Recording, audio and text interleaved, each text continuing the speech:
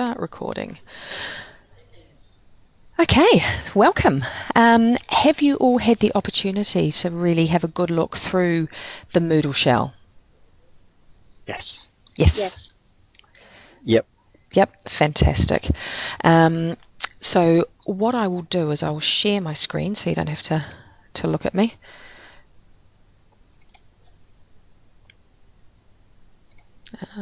That one.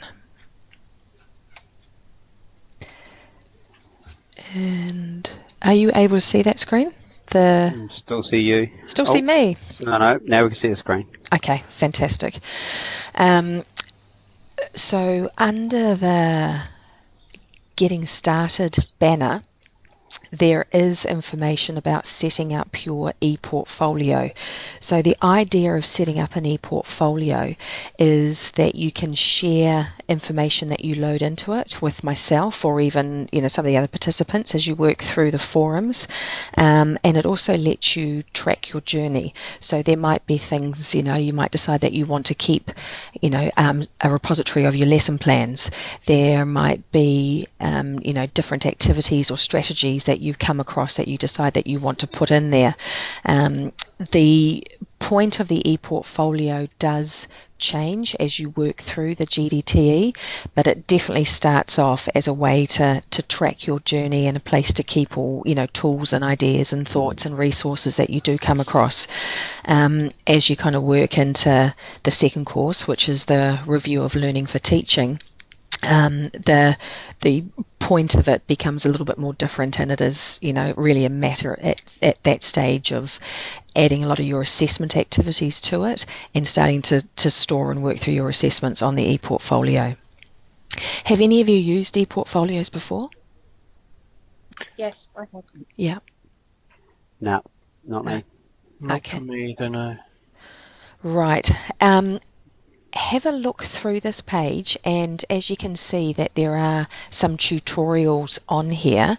Wendy and myself will be more than happy to assist you working through and setting anything up.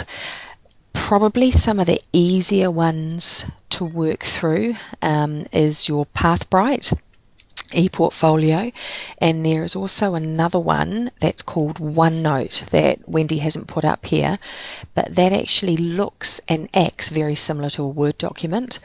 So that can be quite a simple one to have a play with. Some of the harder ones, Google Site down here looks really cool, but it can be quite tricky to add pages, and behind it can take a little bit of playing with it. But please do have a look through, and if there are any questions or any assistance required, please contact Wendy's probably the better one than I am. You suggested there, Trish, with Pathbright and then OneNote, was it? OneNote. Beautiful, thank you. Yeah, and that is quite a simple one to work with, Steve. It's quite good. I tried the Google Sites. I've actually set one up, but then I got completely lost in terms of how I would add anything to it. Right. So I'll maybe have a chat with Wendy, or I'll get rid of it and try something else. Yeah, once it works, Darren, it's brilliant and it looks really smart. So I mean, you and I, because I have done quite a bit of work on that one. It's about the only one that I do know. So at some point, if you want to give me a call or set up a meeting, we could work through it together. Okay, that sounds good. And have a play with it. So you just yell out, because it's one of those ones you sort of need to know the tricks to it, and then it just falls into place. But I think the first time I did it, I sent my husband away for the weekend and spent about 3 days trying to figure it out, which is not the best use of everyone's time. I'm not going to do that. It was a nightmare. Okay, so we'll move on to the modules. And as you can see, the Induction Workshop and everything that we did within the Induction Workshop is tucked into the Moodle. This is for your information, if you want to go back over everything, but some of the questions that are on there or the links to the discussion forums, you do not need to participate in because you've participated in the face-to-face. Some of the learners haven't been there for every day, and they might want to catch up or might want to sort of have a discussion about some things that are in there. But as you've been through the whole thing for the whole 3 days, all of you, you don't need to go into this unless you just want to for your own reference. With the learning and teaching, and Darren, thank you so much for being our first man on the post and making your discussions. And Joe, will follow up on some of the access and get that sorted out for you so you can get onto it. So with the discussion forums, you don't need to, and that's because I've gone in and participant, you can keep the discussion forums all in one flow. So it does say, give us add a new discussion topic, but you can actually just keep the whole thread of discussions going. Why can't I find yours, Darren? Where's it gone? I don't know. How bizarre. It was there. It was there. I'll have a look. No, it's still there. It's still there? Yep. What I will do, sorry if I'm making you feel seasick by flicking back and forth, but I might go back to my normal role and I should be able to. There we go. So if you wanted to reply to Darren's comments, you can just go straight in there, and there'll be Darren's initial, my reply, and then reply again. So rather than actually setting up your own, so we end up with just a nice big discussion, everybody's referring to everybody else's. So you're more than welcome to do it that way, or you can actually go in and start off add a new discussion topic there.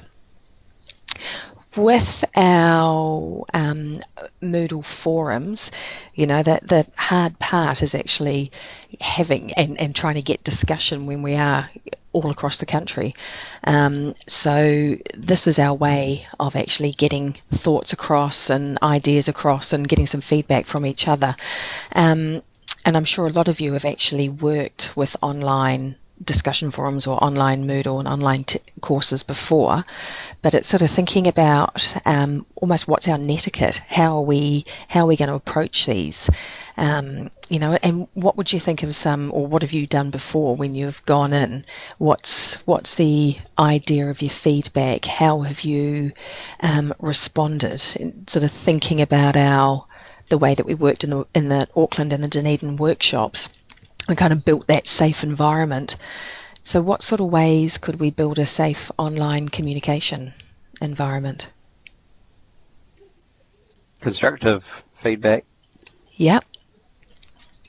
Constructive, that's great. Definitely. So we almost could do a bit of if we wanted to give constructive feedback, we could almost do that sort of feedback sandwich, really, couldn't we? To make sure Sorry.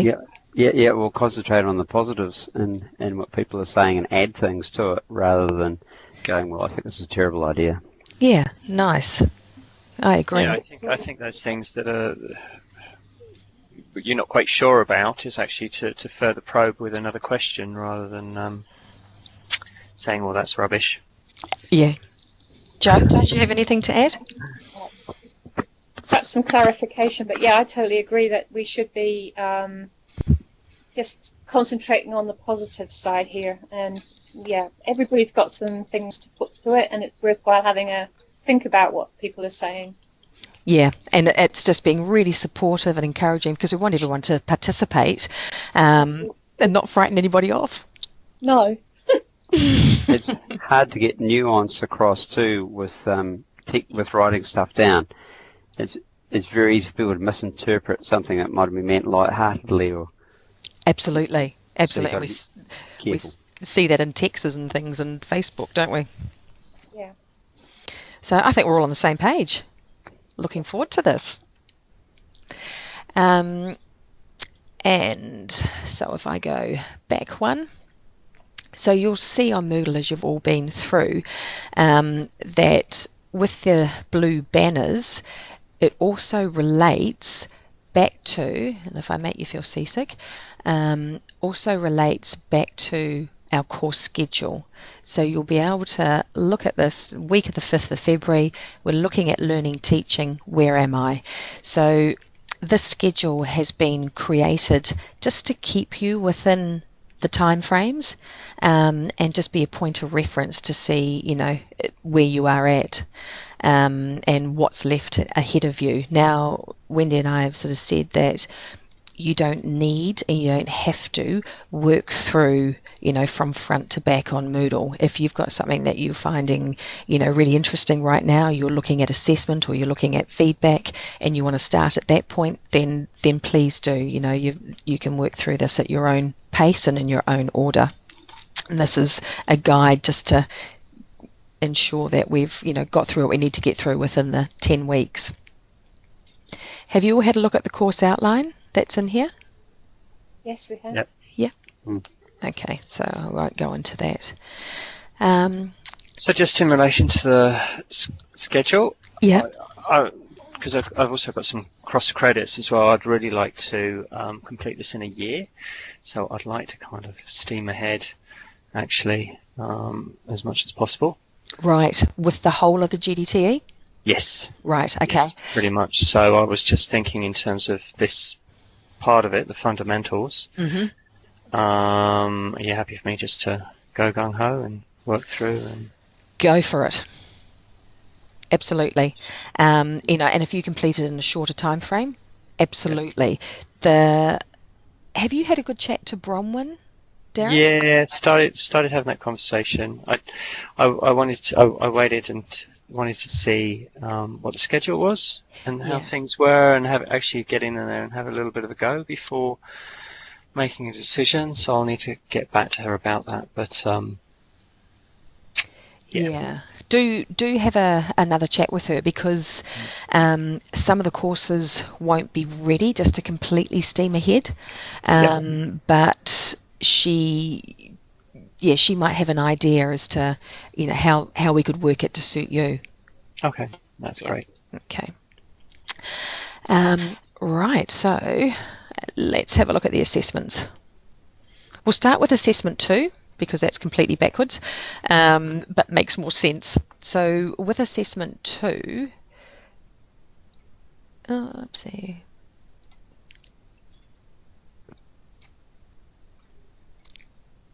with assessment 2, it feeds straight out of our mini teaching session that we did. So this is something that you could begin straight away. It's the second of 2 assessments, and it's reflecting on the mini teaching session that you gave at the Induction Workshop.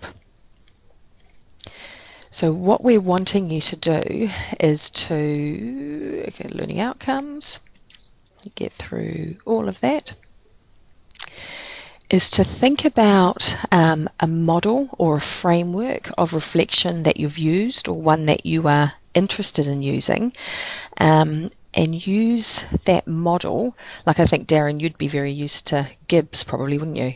Yeah. Jo, have you used one before?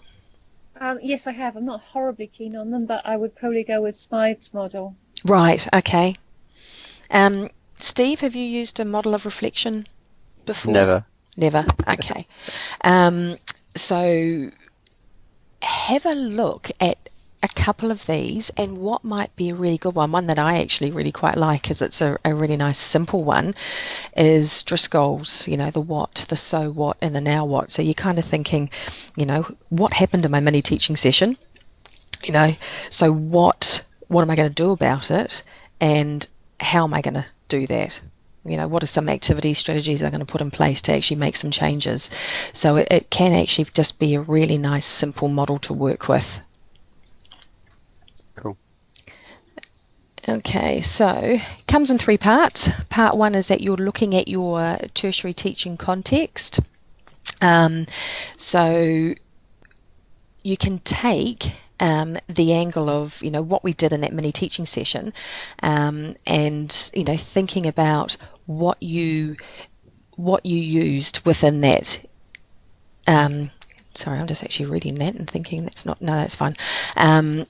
what you actually did in that to ensure that you were looking after your tertiary teaching context. So what were the methods that you were using, what were the learning activities used, and any resources and equipment that were needed.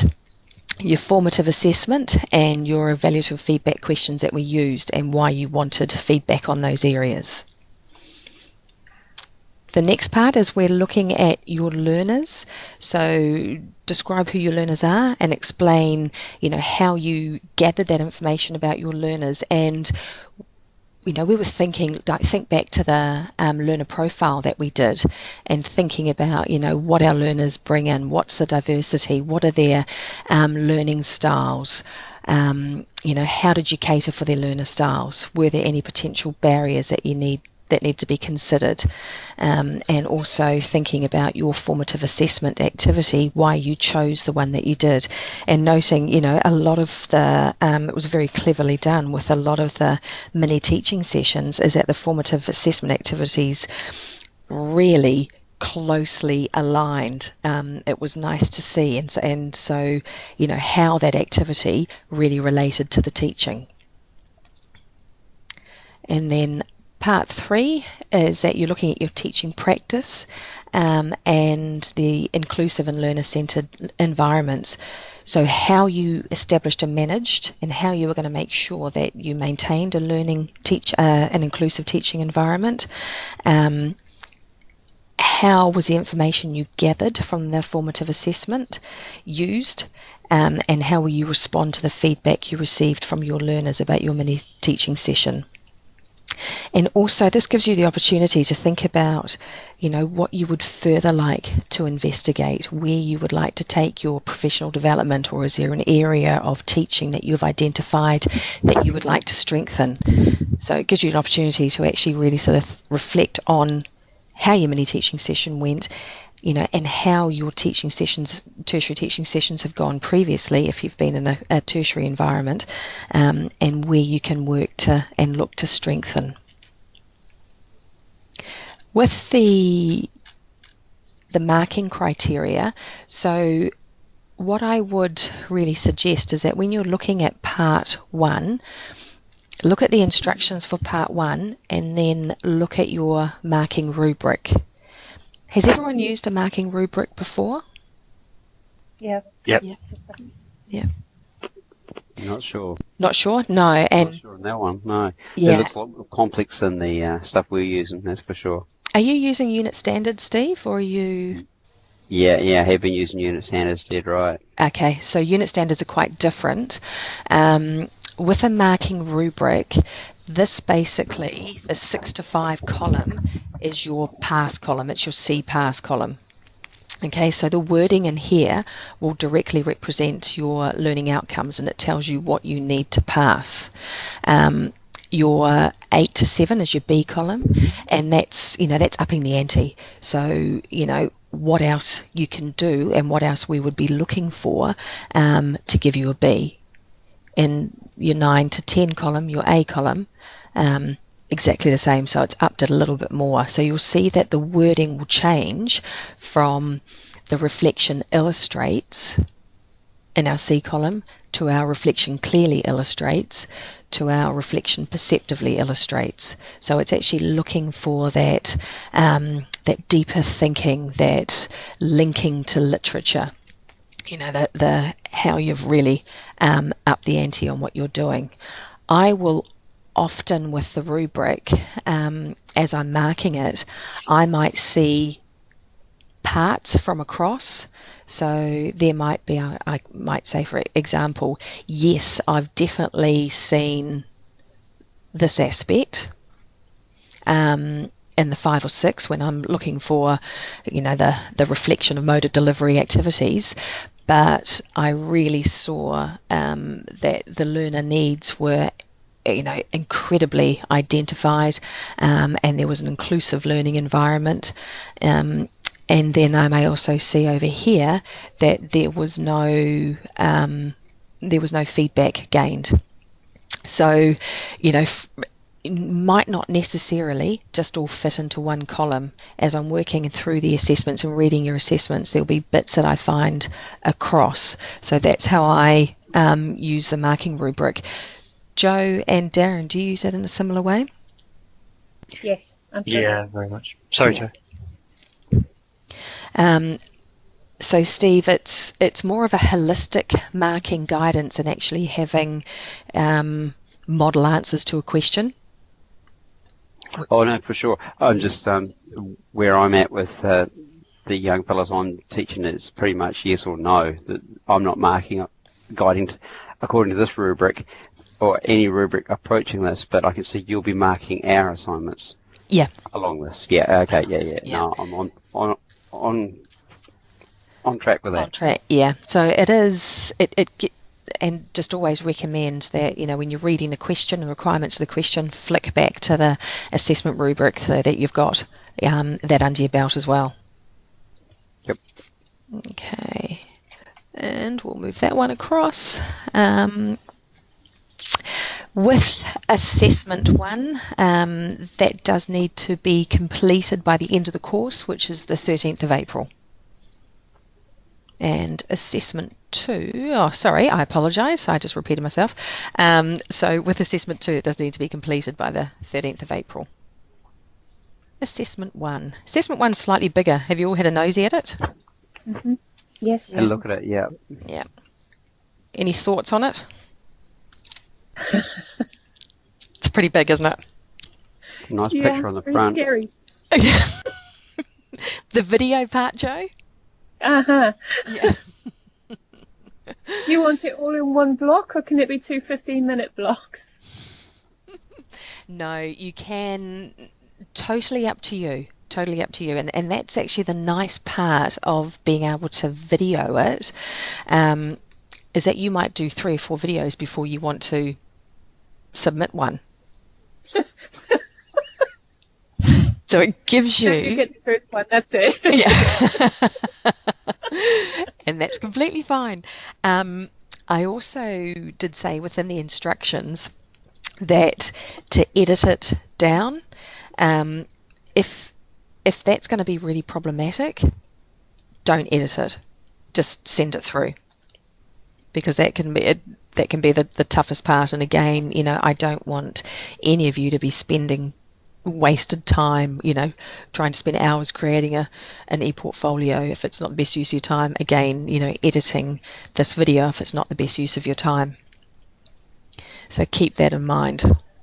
So with this one, it's actually looking at you teaching in your own context. So again, we've got the marking rubric, and then your instructions. So really just work through the instructions quite methodically. What you start off with is part 1, so it involves creating an outline for your video teaching session. So we need to think about your observation goals, the activities or resources that you will use. So it's what you need, it's almost a pre-lesson plan. It's what you need to be in that lesson, thinking about the needs of our cohort. You might decide to do like a mini learner profile. You might look into EBS or your student management system and gain some information on your learners. You might do a VARC, any of those kind of activities to see, who your learners are, what their strengths are, how they prefer to learn, what they've done before, and what are some barriers that they might come into the classroom with. Then part 2 is to complete your lesson plan. So exactly what we did in the mini teaching session, work through a methodical process of your lesson plan. So nothing new. With the delivering of the learning session, you've been asked to video record it. So again, the video enables you to be more in control by choosing, when you'll do the filming and also what is seen by your observer. The nice part of having this videoed is that you've got the opportunity, as you watch back, that really becomes your reflection, And so in part 4, when we get together and have an evaluative conversation about what I've seen, and there'll be some prompt questions that, you know, I'll be asking you. But more often than not, because you've watched the video a few times, and then you've watched it because you're editing it, that you really have a good understanding of you know, how your teaching session went, and you know, what your thoughts are, where your strengths are, and you know, where there are any improvements to be made. If you have a class under, I was checking some of this information out with the IT boys here.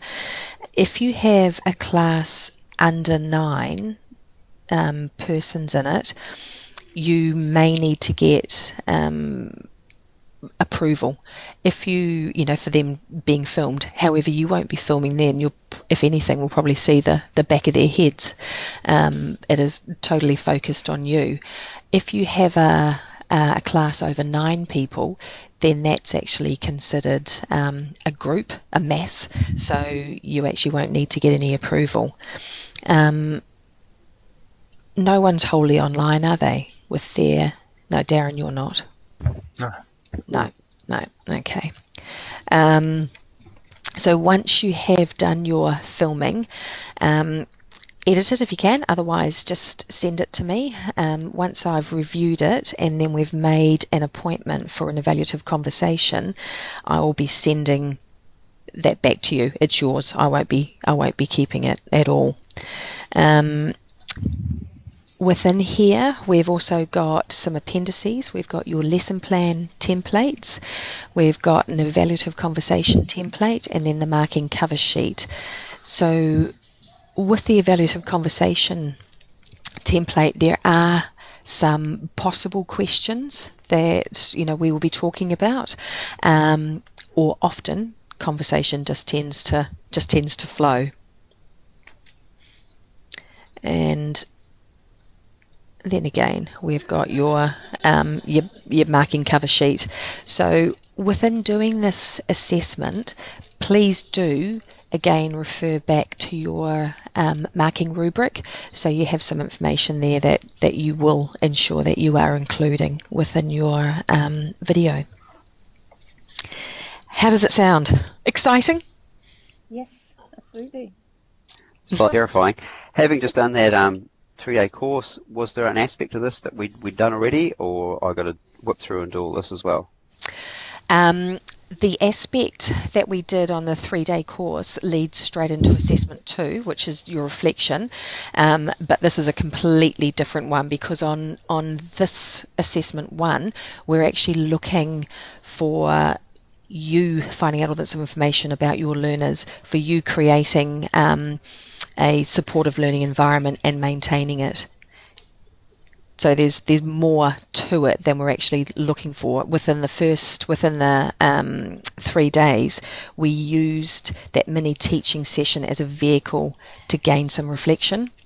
So we weren't actually looking at the lesson plan or the type of formative assessment that you used, or how you maintained a positive learning environment. Does that make sense, Steve? Yeah, it does. Classes under 8 and under, who I get individual permission from the students?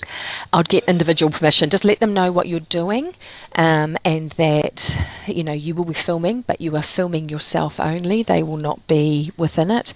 But it's just getting their approval that they know exactly what's going on, because students might all of a sudden freak out if they see a video camera. These are high school age students too. Year 12, year 13. How do I go there? Okay, let me check that out, Steve, because that might actually take good. parents' Yeah, I approval. don't want to stand on anyone's toes. Exactly. Yeah, exactly. Yeah. No, cool. That's a very good point. Thank you. I will find that out for you, and I'll flick you an email. Yeah, no worries. Yeah. Any other questions on the assessment? Is it okay if 2 comes in before 1? Yes. I would actually expect that, and the reason that they do 2 comes first is that the assessments were done quite differently last year, and we didn't have the induction workshop that fed into the second assessment. Okay, so that's okay, because I might be a little bit delayed with the video, and I don't want to have the two of them rushing together. Yeah, no, if I was you, Joe, I would actually just get assessment 2 out of the way because you've got all the information ready for it. Yes. Okay, Yep. thank you. No problem. So I'll stop presenting that desktop and see if I can bring us up back. Right. Anything else we need to talk about? Not from me. It sounds pretty clear. Mm-hmm. And definitely, Darren, yeah, get hold of Bronwyn and sort out that pathway. Yeah, no, we'll do. And how we can get you on the speed mode. Sounds great. Don't worry, Darren. Sorry. Sorry, Joe. Just with these meetings, you send a separate meeting thing every week, or is it the same one? What I'll do, if it sounds as though, you know, we can meet at 5 o'clock on Wednesdays, I'll actually send a reoccurring meeting through. So that will come, that will come into your diary. Thank and you. Joe, I'll get those links sorted out for you as well. That's brilliant. I really appreciate that. Thank you. No problem. And please, if there's anything, because you're external, if there's, you know, any issues, just scream and yell straight away. No, that was fine. I enjoyed the readings that I did get were really great, and trotted off down to our library to get the Biggs and Tang book because they're amazing. It'll be your new Bible, I swear. Oh, lovely.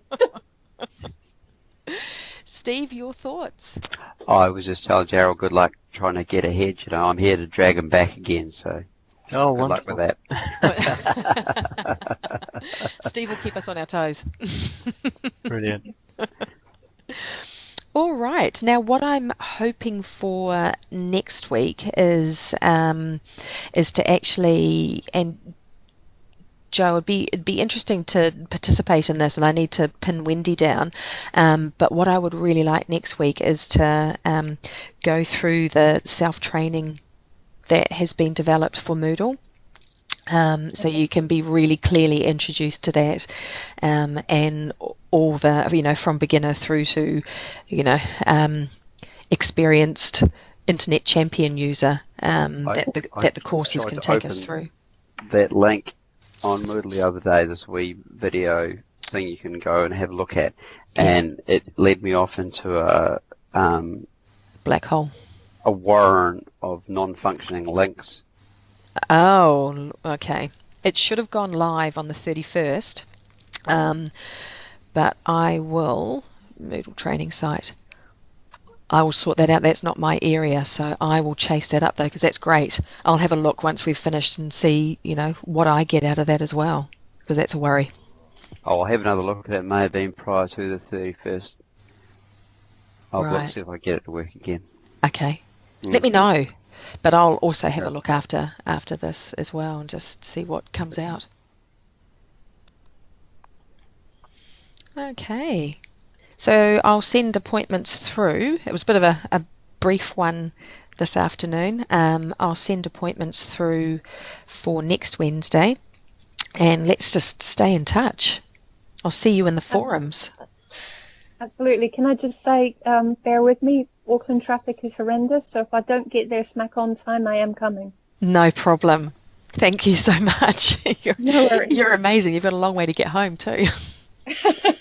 Okay, talk to you next week. Okay, bye Joe. Bye. Cool. Nice one. Thanks very much. Yep. No worries, Steve. Thanks, all. See you, Darren. Cheerio. Bye-bye. Bye. See you next week. See you next week.